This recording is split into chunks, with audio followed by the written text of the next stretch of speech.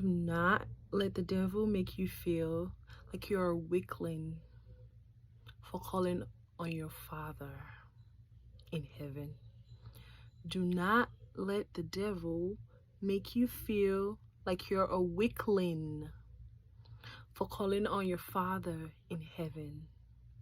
Trust me, he is really tricky when it comes to that. Especially when you're really down and you really need to just talk to your Father and just call upon him. You need to just call him. You need for him to hear you.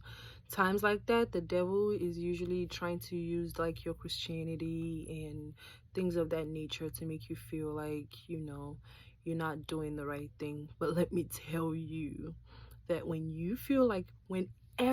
you feel like calling on your Father, call on your Father. I don't care what your level is in Christianity. I don't care what your relationship is with God. I don't care.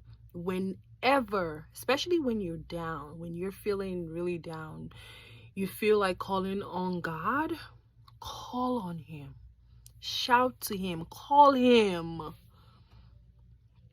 I remember in Matthew chapter 26 verse 38, or just Matthew 26, around that chapter. I remember Jesus was starting to get weary. Even Jesus himself, the savior of the old world, had times when he was weary, yes, and he had to call on God.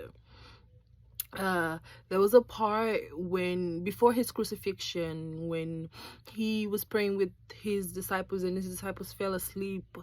He was weary. He was asking to see if the cup could pass over him. I remember when he was on the cross already, he called upon God. He called to his Father. He said, "Why have you forsaken me?" So don't let the devil trick you. Don't let the enemy trick you into thinking that you're so weak for calling upon God. Call on him whenever. Call on him. He's your Father.